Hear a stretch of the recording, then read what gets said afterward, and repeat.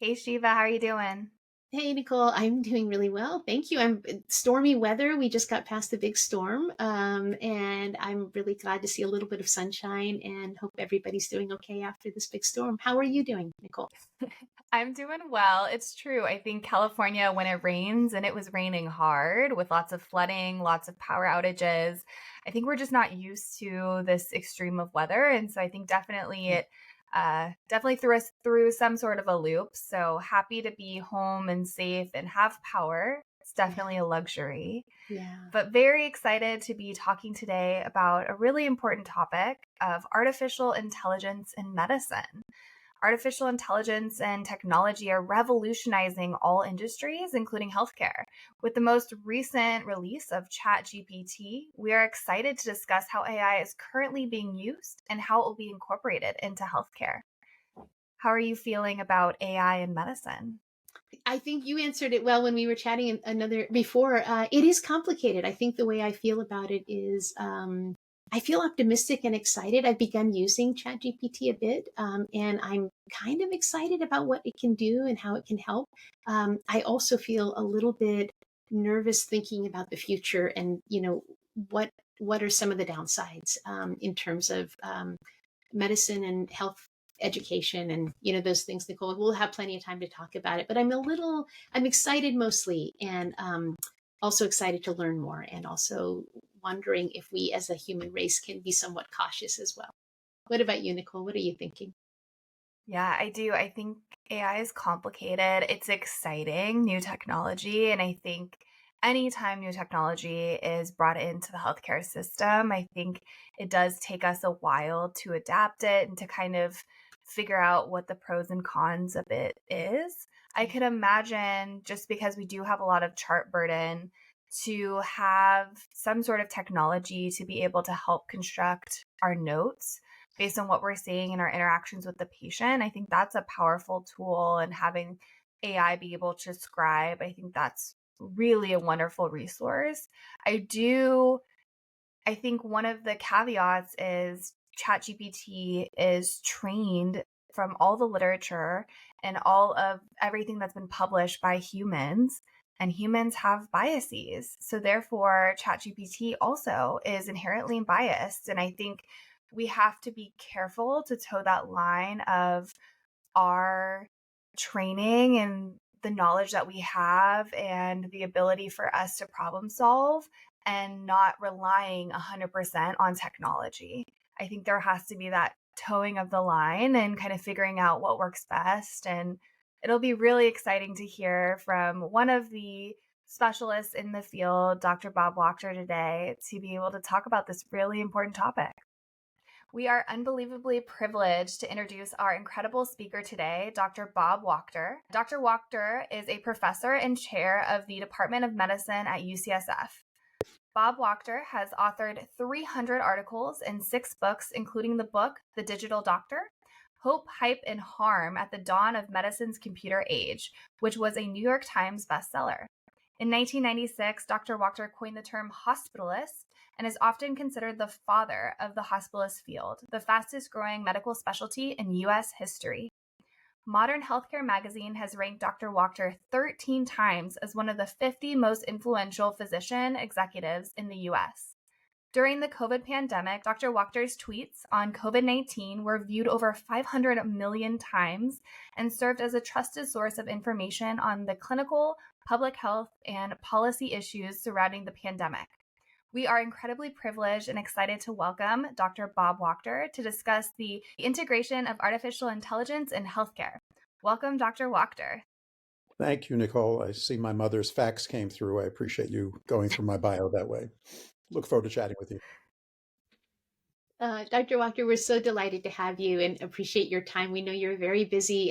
We wanted to just tell you how we start off each of our episodes because we are called Meaningful Medicine. And we like to start each of our episodes by asking our guests if you could, in short, share a meaningful moment from something particularly meaningful from early in your training or early in your life that was particularly formative or a defining type of experience. Could you share that with us? Sure.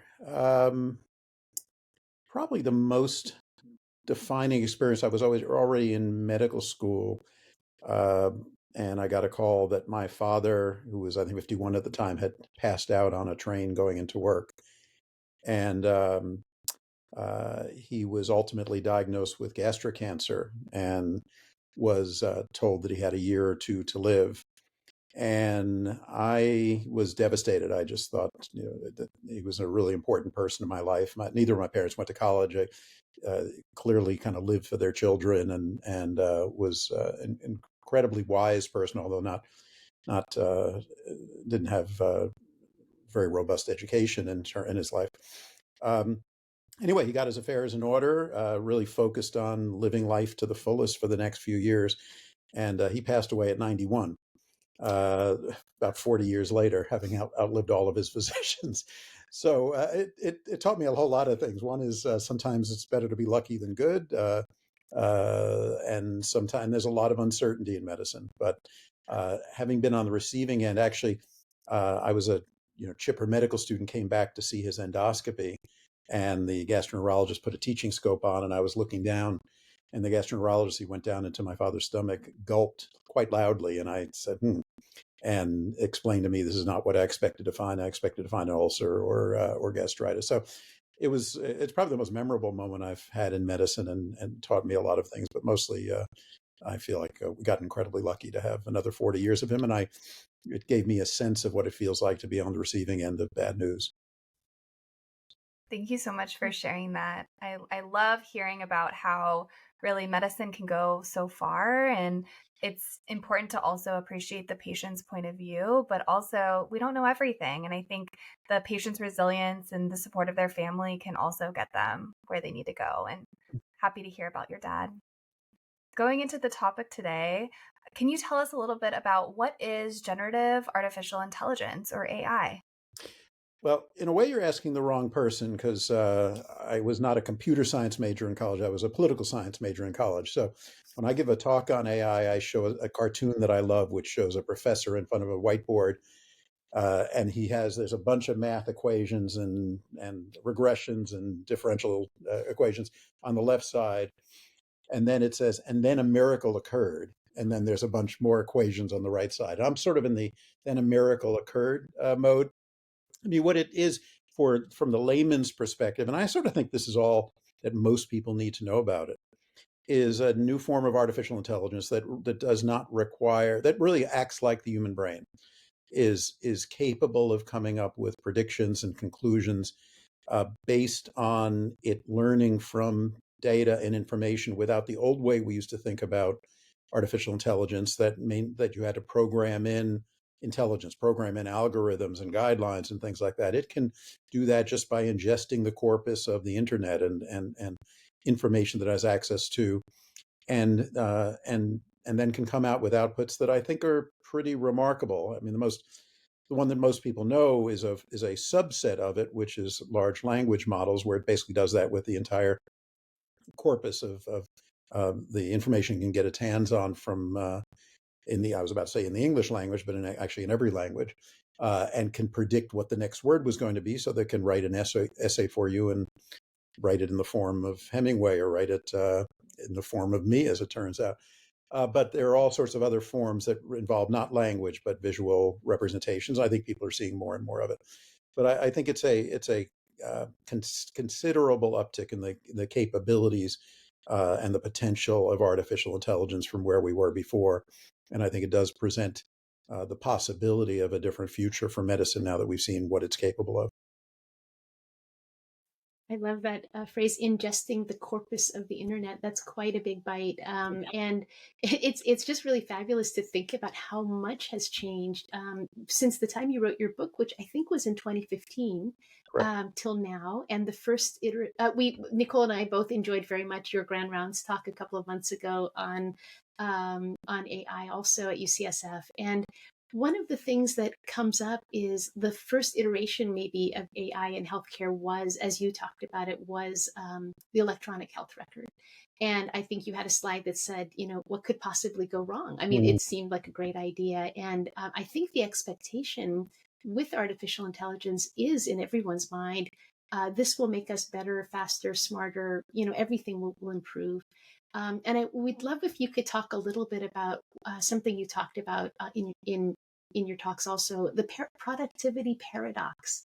And how does that relate to AI and AI in healthcare specifically, the productivity paradox? Yeah, I think it's worth thinking about the electronic health record as being the foundation, but not the solution. And I don't think any of us understood this. I've said many stupid things to mentees over the years, but probably the stupidest was when I hired a guy named Russ Cucina, who is our chief health information officer. He just finished an informatics fellowship, and he came to UCSF maybe 15 years ago.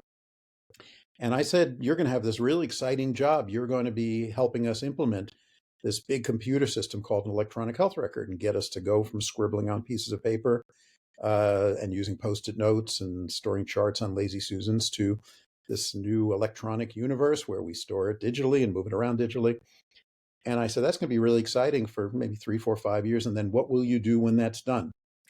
Because that's what I thought digitization was of healthcare. If we build the electronic health record and implement it, we were kind of done. Yeah. And I've come to realize how incredibly stupid that was, that the electronic health record really is a scaffolding for then what we need to, I mean, storing your data digitally is useful because, you've gotten rid of the doctor's handwriting problem, and is useful because I can read a chart sitting at home, or two different people can look at a chart at the same time, or I can send an electronic prescription to Walgreens. Those are all good things. But I think we fundamentally misunderstood the problem. We thought just collecting the data and moving it around in simple ways like that was really going to be massively useful. And it turns out it's necessary but not sufficient. And what is then required is you take all that data that you're storing and understand it, understand your patients, uh, uh, increase the ability of patients to do things for themselves, understand your ability to communicate with specialists or nurses or other people, or to learn from the literature in all sorts of different ways. And you don't get that out of the box with electronic health records. The productivity paradox was a concept I wrote the book, The Digital Doctor, in 2015, in large part out of disappointment, because I had been so excited about the electronic health record, thought it was going to be relatively straightforward and solve all of our problems. And lo and behold, it solved some, but it created others. And the moment I decided to write a book about it was when we gave a kid a 40-fold overdose of an antibiotic in a completely digital system. And it was in analyzing, I was chair of our patient safety committee at the time at UCSF. And as we sort of reviewed this slow motion train wreck, we realized that although the electronic health record was preventing certain errors, it was actually creating others, in part because people had turned their brains off when the computer said something. You just believed it, even if it said to give a ridiculous dose to a 16-year-old kid. So I was noodling over, like, why is this so hard? When I talked to doctors, most of them were unenthusiastic about their computers. And in fact, many of them complained about it bitterly. And I kind of said, is this a one-off on medicine? Is it something about doctors, or maybe our computers are so bad? And I came upon this concept uh, popularized by a professor now at Stanford named Eric Brynjolfsson, called the productivity paradox of IT. And it was quite reassuring to see this, because it said healthcare, we're not uniquely bad, we're just sort of normal. What happens in industry after industry is the technology looks great on the PowerPoint slides and the demos, and gets massively hyped, in part because it has to be, or you wouldn't go through the trouble of buying it and implementing it. People put it in, and the expectation is that it's going to yield massive benefits in improved quality or productivity or anything you care about. It's going to just make the thing you do better right out of the box. And the paradox is that doesn't happen. And people are left scratching their heads, like, why are we not seeing the promised benefits 1 year, 2 years, 5 years later, 10 years later in some industries? And every industry sees this. And the good news is that every industry ultimately fixes it, and the paradox goes away. And in Eric and others' research, what they show is that the reason it doesn't happen out of the box is that industries typically aren't smart or creative enough to do anything other than airlift in this technology, turn it on, but not spend any time or energy thinking about how is the work going to change? How do we need to change the people and the way they're trained and how we govern this and the culture? And so they just sort of plop it into the existing workflow, and lo and behold, it doesn't work that well. And why does it take 5 or 10 years? Because it takes 5 or 10 years for mostly for young people to come in and say, why are we doing this thing this way? Like, why is the doctor's note in the electronic health record, what does it look like a piece of paper under a tab? Well, because it always looked like a piece of paper under a tab. What else could it be? Well, if you've grown up in the more modern age, you sort of think about a Twitter feed or a Google Doc and collaborative charting. You think about all of the richness of all the sites you use that beautifully integrate words with video, with audio. That's sort of a natural way you think about it. Whereas for folks of my generation, like, what else could it look like? It looks like a piece of paper under a tab. So a lot of the way the productivity paradox gets resolved is, first of all, the technology gets better. Version 1.0 is always not very good. But that turned out not to be the key. The key really is that people rethink the work, rethink the nature of the work. Think about, all right, we have this digital thing, and we should think about doing the work a brand new way.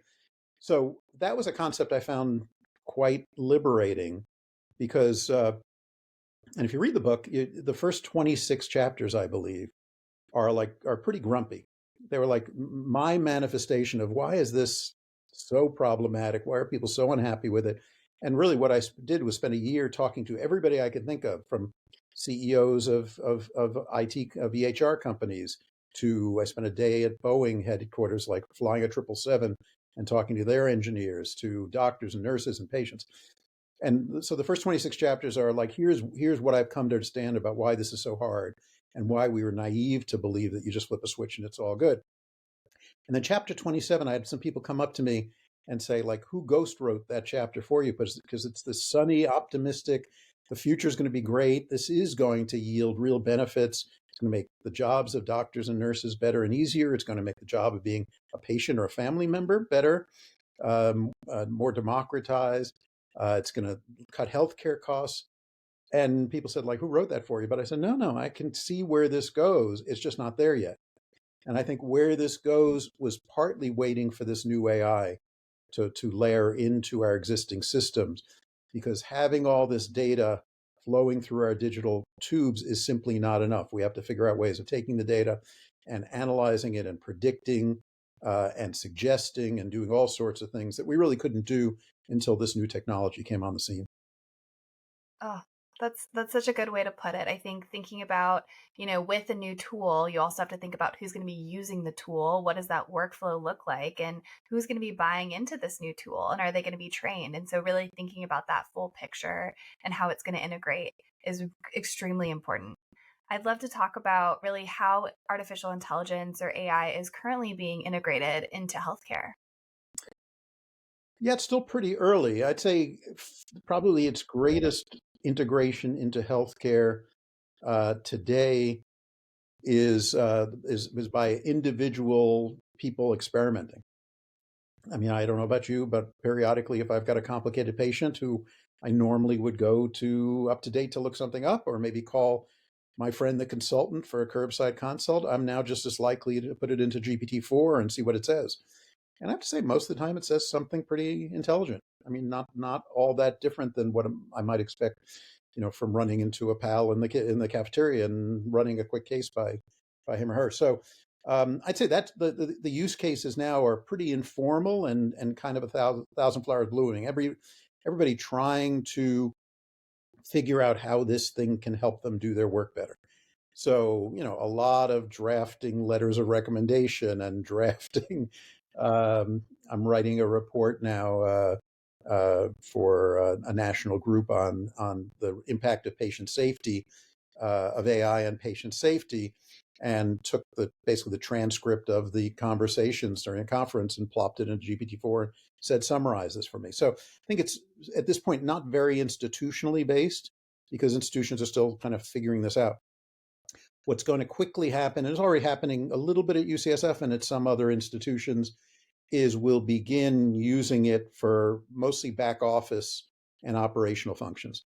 How can we predict the flow of patients into the ED so we can figure out the staffing we need for the emergency department, which up till now has been, Thursdays seem to be busy, but now you can take all the data and put it in and it can give you a credible answer. How can we write a prior authorization to an insurance company for a given medicine?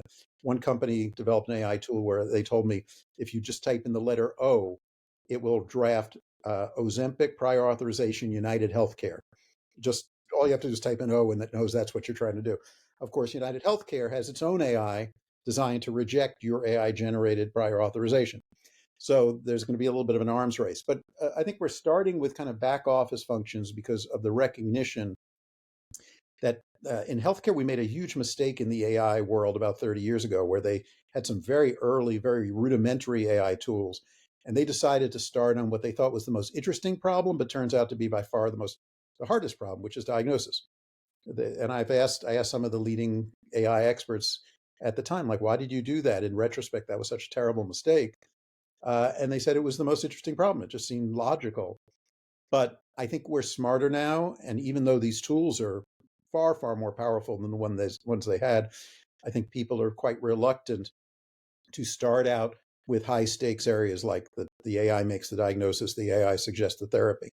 I think where we're first going to see it impact physician-patient relationships are going to be in digital scribes. So one of the things that electronic health records did was markedly increase the burden for documentation. And people have talked about how the EHRs were so bad. They created that. They didn't really create that. What they did was create an environment where all of a sudden UCSF or Aetna or Medicare could say, doctor, it would be good if you documented these 5 things, because if you do, the bill will be a better bill, or will look better in terms of quality measures, or just ethically, we want you to document that you ask the patient whether they wear seatbelts or have a gun at home. In the old days, which Nicole, you will not remember, but Shiva, you do, there was no way anybody could make me do anything because I was scribbling on a piece of paper. And so the only review of what I did would be weeks later if someone tried to decipher my handwriting. But once there were computers, you could make the user do anything. And all of a sudden, the documentation requirements became massive. Up until about a year or two ago, the technology, the AI, was not good enough to truly replace either the doctor doing the documentation or a human scribe hearing a conversation and turning it into an appropriately formatted note. Just in the past year, the technology is now ready for prime time. So at UCSF, we are rolling out digital scribes, and I guess within a year or two, pretty much every encounter, certainly ambulatory encounter, there will be some device, if the patient permits, recording the conversation and turning it into a note. I think that's the first thing. I think in addition to that, there are now tools in Epic that allow you to summarize the chart, the patient's chart, and rather than waiting through 200 pages to get a one-page summary of the chart, to draft a discharge summary or a patient note after an encounter. I think the another thing that exploded on us that we hadn't anticipated was once we created these patient portals, which again sounds like a great idea. We want to democratize care. Isn't it great if patients have access to their information? We gave them all this information, made it impossible to get an appointment with their doctor, and very helpfully put a little button on the screen that said, send a message to your healthcare team. And it's free. And lo and behold, they did it, which is makes them rational. And lo and behold, the docs are on their knees trying to figure out how I deal with, after 9 hours of seeing patients all day, 2 hours of inboxes message to deal with. So another sort of not totally high risk, but not zero risk use case is, can you look at all of those messages, triage them, deal with the ones you can deal with, refills, making an appointment, but the ones that actually are asking for medical advice, can you draft for the doctor or maybe the NP a draft response to that request, and then save the clinician a lot of time. So a lot of use cases. None of them in the short term are let's get rid of the doctor and make the diagnosis and suggest a treatment. Although I do believe fairly soon, it's not a very long step to the AI drafting my note for me, to the AI suggesting, this what I just heard and what I've read about the patient's past history, this is consistent with lupus or 4 other things, doctor, what do you think? And that's, to me, is not a bad thing as long as the doctor remains the driver of the car and the AI remains the co-pilot. Right. Which brings up the issue of something you spoke about before, and Nicole and I were talking about automation complacency. Did I get that right? That the Yeah. idea that the doctor might, or whoever is using AI, might then trust the computer, the intelligence that might be greater than it is. As you said, like about the wrong dose for the pediatric patient, we tend to trust that, well, I didn't look that up, so maybe it's right, or it's telling me it's this, so I'll go down that path. So that leads me leads us to ask you a little bit about some of the pitfalls that might be associated with integrating and using AI in medicine.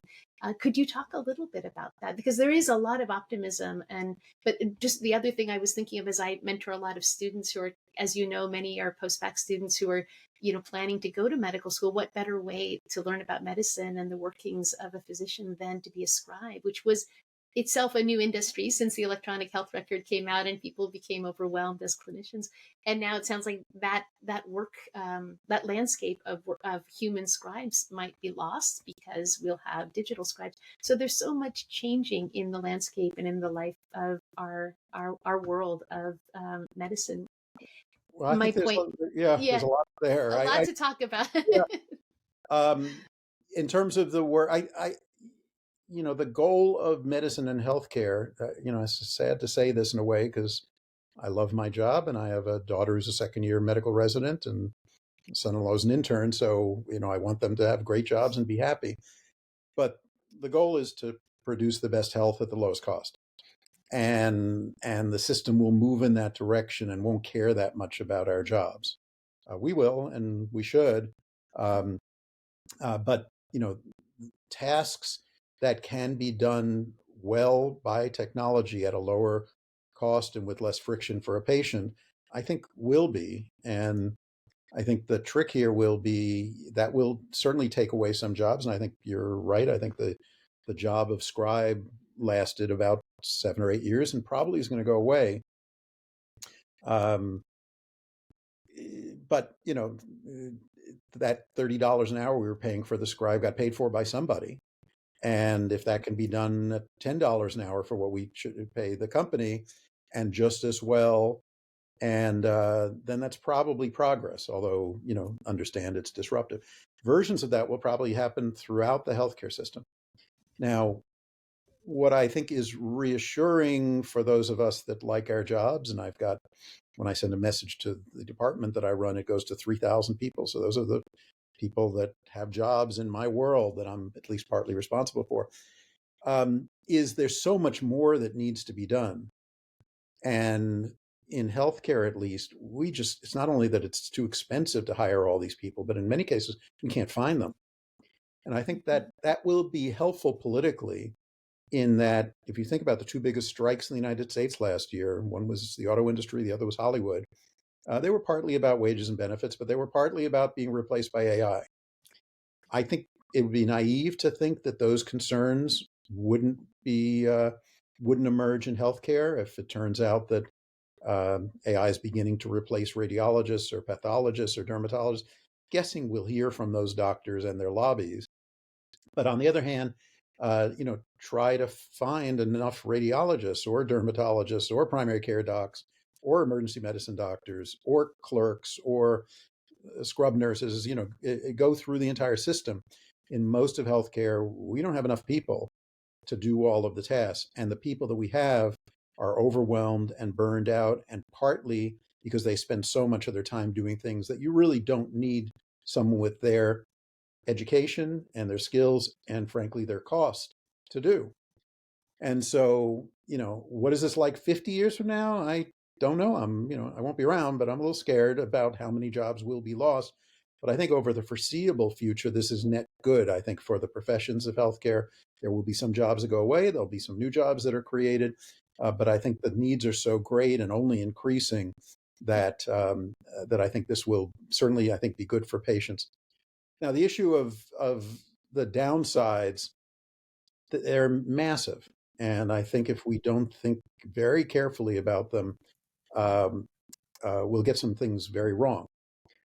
On the other hand, I think it's important not to overemphasize them. So, for example, the early hallucinations that we saw from the early, and I'm talking a year ago when I say early, this has moved so fast from GPT 3.5, were pretty troubling. If you go and put in the same query into GPT-4 today, there's a better than even chance you won't see the same making stuff up. You may still see some. So we need someone to double check and be sure it's right, but they've gotten better pretty fast. I worry not that much about hallucinations. I worry about bias, and we talk a lot about bias in the AI systems, but I guess it's important to recognize that the bias in the AI systems completely reflects the bias in healthcare. It can't do anything other than look at what we did last week and parrot that. So, as Joe Biden likes to say, don't compare me against the almighty, compare me against the alternative. And the alternative is a healthcare system that does not work very well, is bankrupting society, has quality, safety, access, and equity problems. It's not a very high bar to be better than that.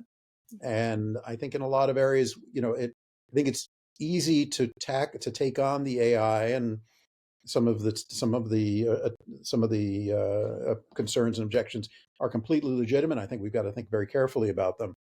But it's not like we're inserting it into a perfect system. The system is massively flawed and has a lot of room for improvement. I'm left with my biggest worry being the one of automation complacency, automation bias, and de-skilling. They're three connected but not completely the same terms. And here's the best way I have to frame it. If the AI were right 50% of the time and wrong 50% of the time, we just keep doing what we're doing. We wouldn't use it because it's like when a spell checker is, right 50% of the time, it's worthless because you have to check everything anyway. And you've just wasted your time. So that wouldn't be helpful at all, and we wouldn't use it. When the AI is right 100% of the time, that's spectacular. Then you get into the problem, I'm not sure what we're all going to do for a living. For the foreseeable future, in most of the domains, whether it's reading an X-ray, reading a path slide, suggesting diagnoses, predicting whether a patient's going to be readmitted or return to the ER or go to the ICU, drafting my note, the AI will be right 80% of the time, 90% of the time, 95, maybe 99, but not 100. And the safety system we will create will inevitably be, all right, we need a human to look over the shoulder of the AI and bless it and sign off on it. We do that, first of all, because the AI is not perfect. Second of all, because we need somebody to sue. And so we need a doctor and or a health system to be liable for the thing. And those are the two main reasons, I think. Now, the problem with that, so I done a lot of my work in patient safety, and they talk about sort of robust safety fixes and non-robust safety fixes. That's an incredibly unrobust safety fix. And it can give you the illusion of safety because you say, well, the AI is reading the X-ray, but the radiologist will check and be sure it's okay. The AI drafted my note, but I'll read it over and I'll sign it. How carefully do you read over? Or maybe your life is not mine. Mine is I get probably 200 documents a day to sign. I have to confess I do not read every single one from stem to stern. That would be all I did for a living. So there are a whole bunch of things that get me to trust that it's right, and I'll glance at it, but it's not a very robust safety check. When the AI is right 99.9% of the time, how good is the human going to be in saying, I don't really trust this thing. I better read it over carefully. I still have the skills to be good at this thing, whatever it is. And I'm not going to overtrust the computer. That's humans don't operate that way. We will learn to trust the computer. Our sign-offs will be perfunctory. And it just raises a whole bunch of interesting questions for educators and technology designers without obvious answers. The example I give in my talks is that of the auto drive on Tesla, or a car that has autopilot. And I love this. There's a line in the Tesla's auto manual or driver's manual that was written by a bunch of very high-priced attorneys that clearly have a good sense of humor, because it says basically in like the most catch-22 doublespeak, the auto drive feature requires active driver supervision. Like, if that's true, why did you call it auto drive? Uh, but of course, that's mostly about liability. But what it means is you stick this thing on auto drive, it's going to drive the car by itself, but once every 100,000 miles, it's going to take a left turn into a concrete pillar, and you, driver, will have a tenth of a second to react. That's a joke of a safety system. Obviously, that's not doable. That's not going to work. And you have to be thoughtful and strategic about this issue. If you're going to have humans do backup, what does that look like? To be sure they stay awake, to be sure that they have the skills to do the backup, they have the incentives to do the backup, and just saying, "Oh, we have a system where the human's going to do a second read," is a very unsatisfying safety system.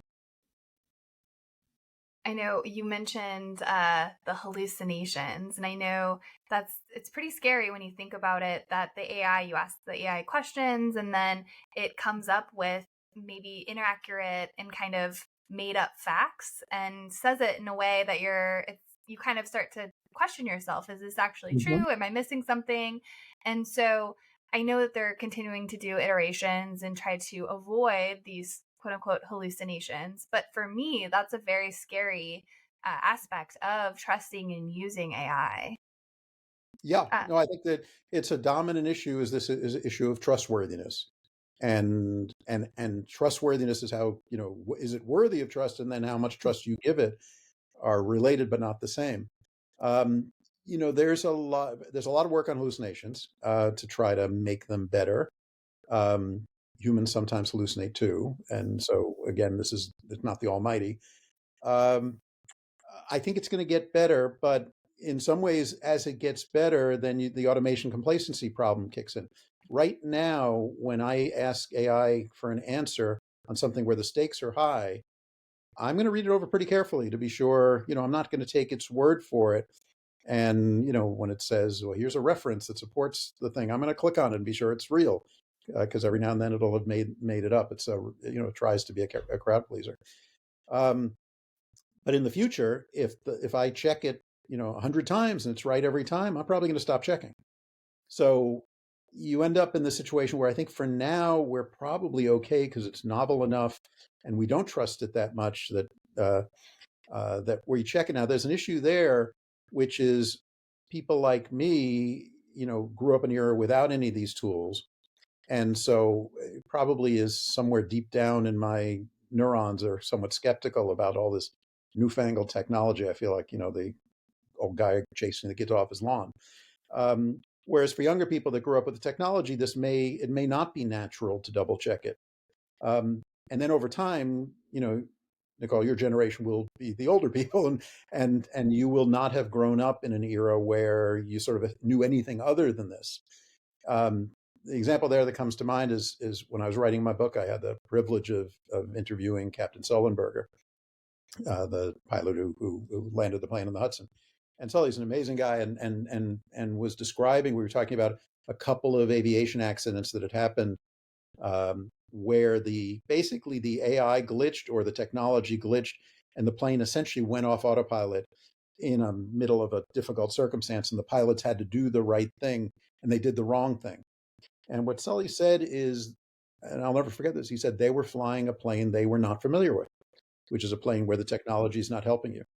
And I think, it is going to be a little bit of a generational problem that for younger people coming of age at this era, they will not be. I mean, what would happen if the EHR went down and we had to exhume the paper from our warehouse and use that, go down to the lab as I used to do and go through a shoebox looking for my patient's lab results? I mean, everybody would be flabbergasted. So no one of this era has ever seen anything other than digital medicine. And I think the coming year, no one will have seen a world where you didn't get a lot of decision support from the AI. And that's good if the AI is really accurate. And even if it blows it every now and then, it may be net good, in the same way that when the driverless car has a fatal accident, it makes a headline in the newspaper, but the 30,000 deaths a year from distracted drivers don't make headlines. It may be that the driverless car is still safer, even if every now and then it screws up. So these are sort of interesting issues that come up in every industry that digitizes, and I think we'll go through all of them. in healthcare, and obviously the stakes are very high. And if we blow it, people can die. Yeah, scary realities. And I know for me at least, I couldn't imagine right now, doing high school or college with generative AI because, you ask a question and then you get all the research kind of handed to you where, I was maybe the end of the generation where we went to libraries, but a lot of mine, you still had to go to journals, you had to look at the literature, and you really had to problem solve and really look at the information available and come up with your own conclusions. So I just hope that that aspect of training doesn't go away or is diminished. And we want to have these kind of critical thinkers that are coming up and not relying as much on technology, but also, making their own their own medical decisions and their own. I hope so. The good news is we worried about the same thing for your generation, which is my kids' generation, when Google came out. We said they're all going to turn their brains off and just do a search and look it up in Wikipedia, and you guys turned out okay. I mean, and so probably this will work out okay, although it is different than anything we've seen before, and it's so conversational and so human like that I do think we have to keep it as an open question whether there will be so much skill loss and what the consequences of that will be. Hmm. I'd love to pivot slightly and ask about kind of ethical issues that may arise with the use of AI, thinking about privacy, confidentiality. What kind of relationships are medical centers going to have with technology companies?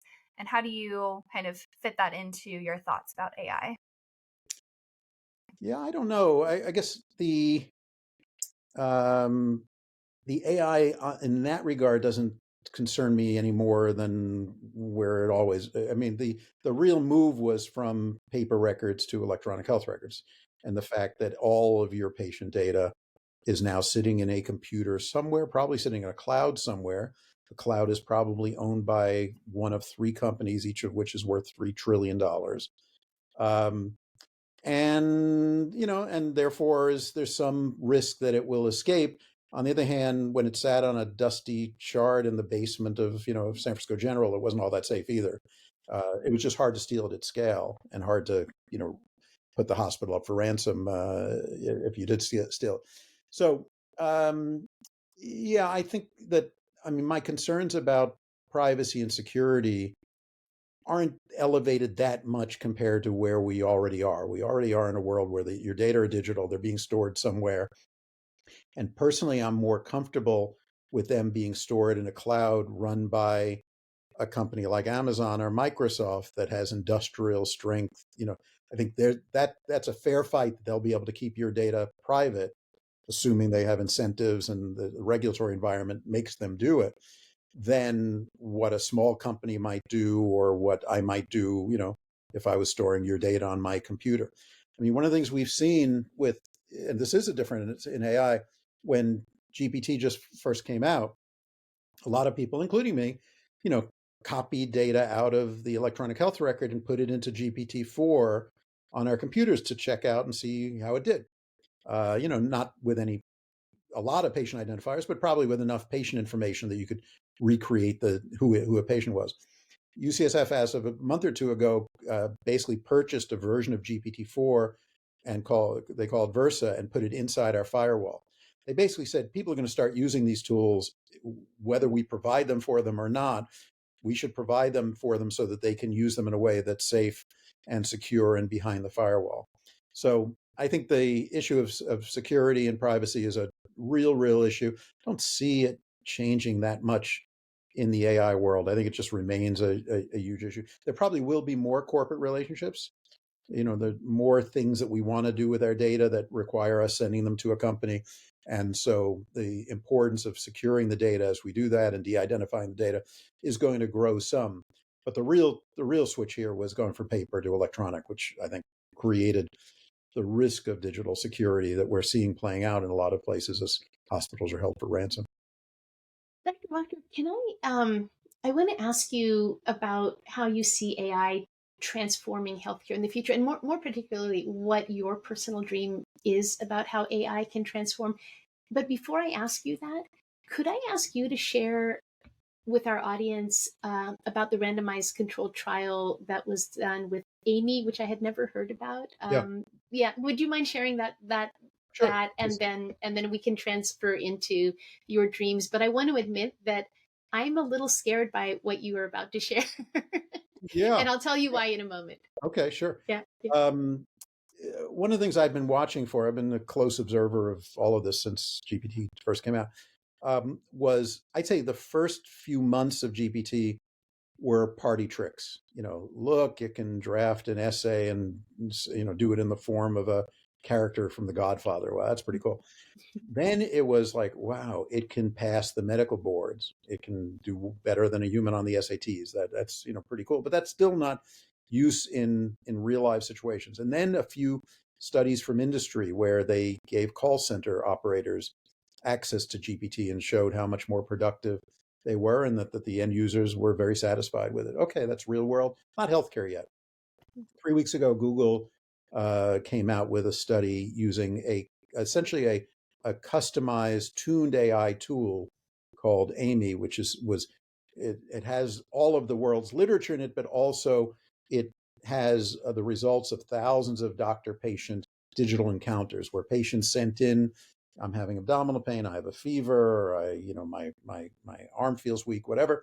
And they saw what the physician said back, and they saw the conversation back and forth. As you know, these conversations can go on with 5 or 10 back and forths before a recommendation, sometimes a diagnosis and a recommendation, maybe triage is done. What they then did was they took, I think, 20 patient actors and had them pose a whole bunch of real live clinical scenarios. And they didn't know whether they were talking to this AI bot, this Amy, or they were talking to a real live primary care physician. And it was all digital back and forth with text messaging back and forth. And then they finished it, and then they had the results evaluated by specialists looking at the quality and of the diagnoses and the escalation protocols and the triage, but also these quote patients who were asked to judge the empathy and the quality of the communication.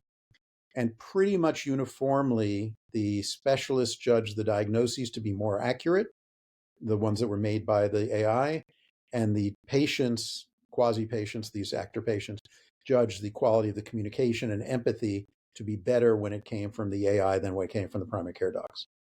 So that's pretty breathtaking. Yeah. Wonderful, again, in a way, if you're saying, what is the system that delivers the best outcomes, the most convenient outcomes at the lowest cost? You probably say this is a win. A little scary if you're a primary care doc or an urgent care doc or whatever. I completely get that.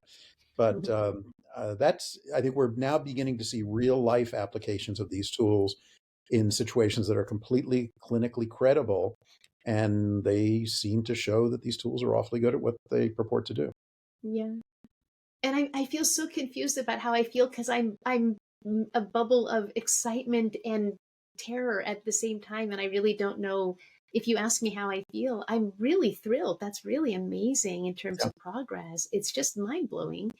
And I don't know why I hate admitting it, but I do feel scared, not for my job, but just for humanity. Like, what does this mean for us in the larger sense as we're Yeah. going forward? I don't know what to do with that. No, I think you just have to know that you're not alone. I think that first of all, I think there is a human instinct to root for the humans, Yeah. and to think that there's something very special about the stuff inside our skull, and that'll be awfully hard to replicate. And I think we're now being shown that yes, it was hard, but it's not impossible. Um, I it's hard to know what to say. It is. I think in medicine, um, people talk about how digital has disrupted medicine, and my BS detector goes off. Are you kidding? There are virtually no unemployed doctors. There are virtually no unemployed nurses. There are very few health systems that have gone out of business. If you look at the leading academic, take the U.S. News top 10 health system from 100 years ago, probably still the same group today. Take every other industry. My wife works in journalism. Take retail, take travel. There's no other journalism industry that hasn't been turned over. Now, as they've been turned over, there's still people that have jobs. There are fewer of them, but there's still people who have jobs. There are new jobs that have emerged. But why is Amazon winning because you use it and I use it. It does something really remarkable. Why is Netflix winning? Because, you know, it provides, streaming entertainment all the time. So, humans will make a vote. They will vote with their feet, which is better. I needed a travel agent for a trip to Vietnam last month. It's the first time I used a travel agent in years, but it was for something really complex that I couldn't plan myself. Medicine may turn out to be like that. Some of the basic stuff will be done by machines, but there will obviously, the machines are not delivering your baby, doing your surgery, or probably for a while doing a lot of higher end primary and secondary care. But I think that will be a moving target over time as these tools get better. Mm.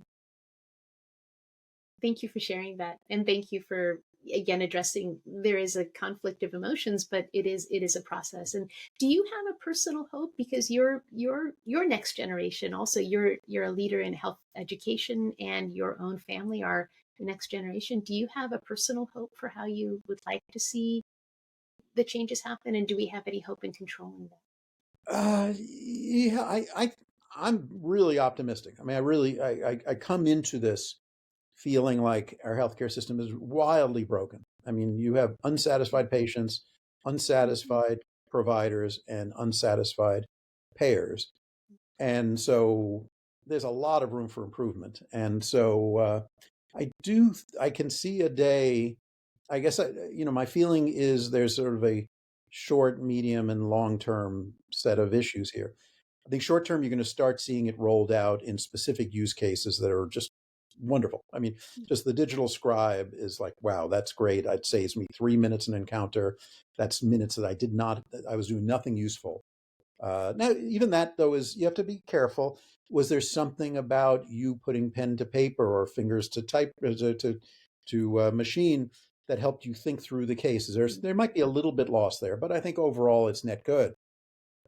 I think over time, more and more of these tools are going to come out and allow for physicians to have more time and energy and mental space to interact with their patients in a way that's meaningful, to look them in the eye, to allow patients and families to do more things for themselves, to decrease the friction in the system, to make it easier for a patient to figure out who the best doctor to see and get an appointment. I think there's just so much stupid friction in the system. I think that in net, it's going to be good. It'll probably I think there'll be fewer radiologists in the future, but we'll still need some. I think it will cost some jobs, but I think there'll be plenty of jobs to go around. And I think overall patients will get better, safer, and less expensive care. The long-term part, I have no idea. I mean, it's having seen the AI world 3 years ago versus now. If you say, all right, we're done innovating, then you might say, all right, it'll be a great co-pilot, but only that. But that would be foolish, because probably you connect the dots and say it will continue to get better. Maybe not the same trajectory, because it really was a breakthrough, but on some trajectory. And as it gets better and better, this idea that it's always a co-pilot, I think we've got to be careful whether we're saying that to try to make ourselves feel good, or the tech companies are saying that because when IBM Watson came out and they did some chest thumping about Dr. Watson, they got themselves in hot water very quickly and look foolish. Does the tech companies will say, oh, we want to be a co-pilot. We think the doctor has to be in control. What they really believe is that if the tools are better than doctors and cheaper, that they'll take over. And that's what you would say if you were CEO. So there's a tension there. I think it's going to be okay for the short and medium term. And I won't be around for the long term, but I think it's hard for me to project what that's going to look like. Yeah. Thank you. Yeah. Thank you so much. Yeah, I appreciate it. I mean, I think definitely we got to know how the plane works. We got to know how to fly the plane, even if, our co-pilot is the one driving it a lot of the time in the future. And I think we still have to be part of the solution, I think. So it's an interesting future that it holds. And as we wrap up the podcast today, can you share some advice for students and residents who are interested in using AI in practice and or working in the field of AI in healthcare? Well, dive in. I think it's incredibly exciting. There was a CEO of a company who did something that was a little more draconian than I would do, which is he gave everybody subscriptions to, I think, GPT-4, and then didn't tell people he was going to do this. But a month later, if anybody had not used it, he fired them. Now, I wouldn't do that. But I do think it's absolutely critical. Sticking your head in the sand is a bad call here. I think it's critical that everybody learns to use this, learns what its limits are, learns what its advantages are. And we've had a couple of retreats at UCSF in the last week. I held one in my department, and there was another one for the School of Medicine uh, last week on AI. It's a very hot issue, and I was flabbergasted by the number of projects that students and residents and fellows were already doing.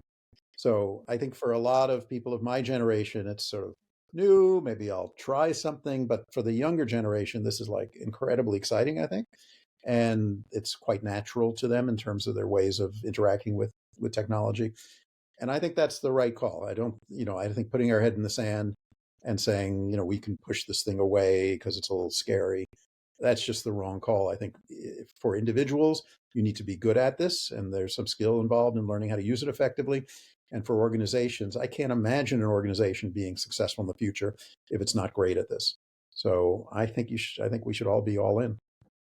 Love it. We got to embrace the new and try to learn and adapt as we are in our healthcare system. Exactly.